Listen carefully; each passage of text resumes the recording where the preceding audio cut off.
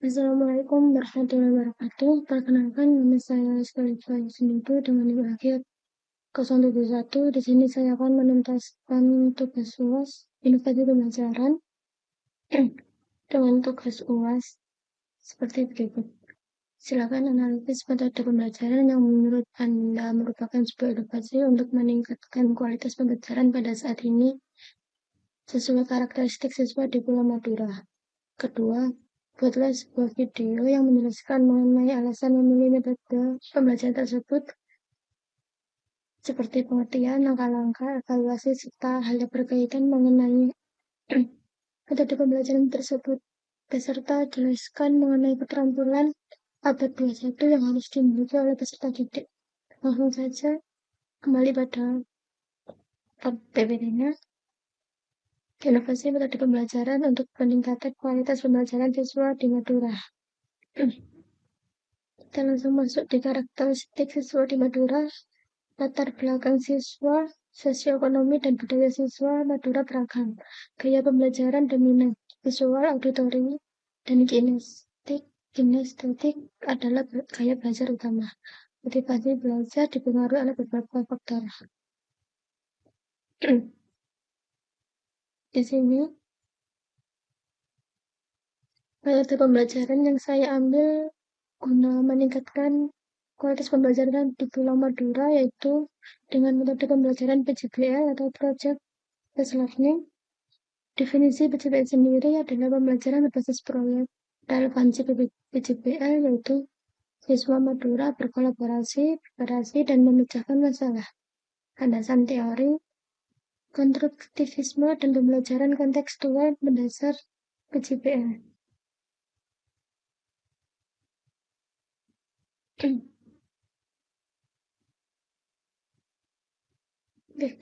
Langkah-langkah pembelajaran berbasis project based learning.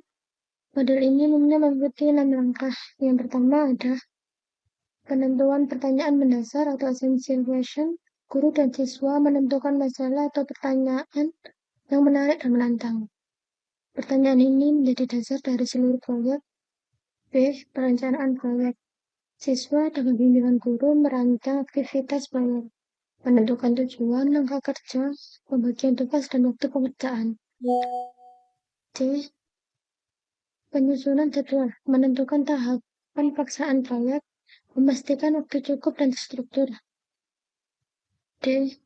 Atau yang keempat, pelaksanaan proyek dan pemantauan proses. Siswa bekerja dalam kelompok menyelesaikan proyek. Guru membimbing, mengarahkan, dan memberikan umpan balik selama proses berlangsung. Yang kelima,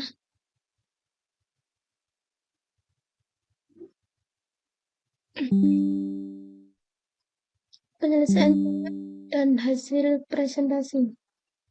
Produk akhir proyek diselesaikan dan dipresentasikan kepada kelas atau khalayak lebih luas, bisa dalam bentuk laporan, video, maket, karya seni, dan lain-lain.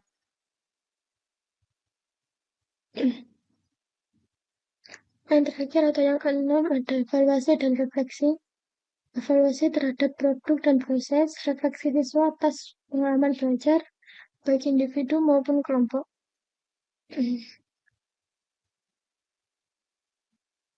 Hal yang perlu diperhatikan dalam PJBL. Yang pertama, ada proyek harus autentik dan bermakna bagi siswa, pembelajaran berbasis kolaborasi dan tanggung jawab kelompok. Yang ketiga, produk akhir harus jelas dan bisa dipresentasikan. Yang keempat, dukungan dan arahan guru penting dalam setiap tahap.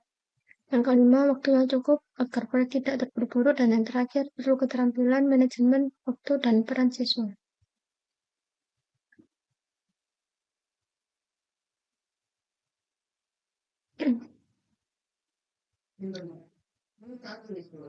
Alasan memilih metode ini yaitu ada beberapa alasan: meningkatkan kemampuan berpikir kritis dan kreatif, membangun keterampilan kolaborasi dan komunikasi fleksibel dan bisa diintegrasikan dengan kearifan lokal, menghasilkan produk nyata sebagai capaian belajar, menjadikan pembelajaran lebih kontekstual dan relevan, dan yang terakhir, relevan dengan tantangan dan kebutuhan dunia modern. Hal yang diharapkan dari implementasi model pembelajaran ini yaitu motivasi meningkat, minat belajar siswa meningkat, keterampilan abad ke-21, berpikir kritis, kreatif, kolaboratif, dan komunikatif, pemahaman konsep dan aplikasi konsep dalam kehidupan nyata. Lanjut, tantangan dalam implementasi PJBL di Madura.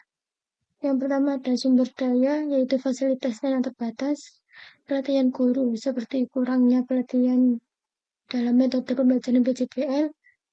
Yang ketiga ada kurikulum yang belum mendukung di Pulau Madura tersebut.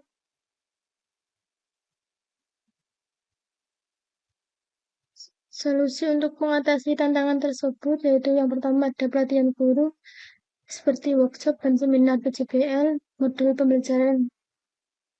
PJBL yang relevan, modul yang diturunkan sesuai dengan kurikulum, akses teknologi, yang tingkat akses teknologinya akses tingkat digital.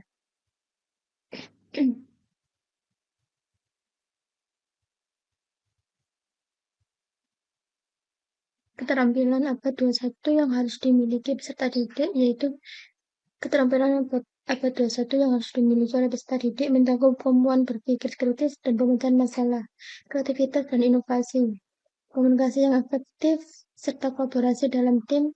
Selain itu, peserta didik juga perlu memiliki literasi digital, kemampuan adaptasi terhadap perubahan kepemimpinan, tanggung jawab, dan keterampilan belajar mandiri.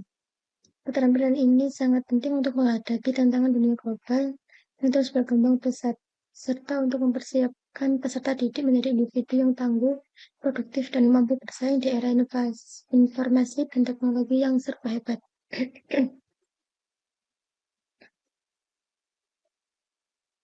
Dalam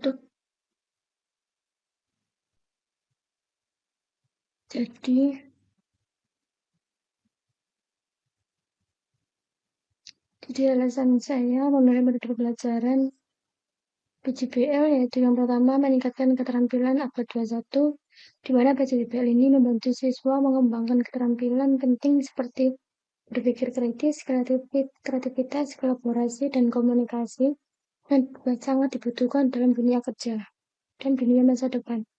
Yang kedua ada mendorong pembelajaran aktif dan mandiri. Metode ini menempatkan siswa sebagai pusat pembelajaran mereka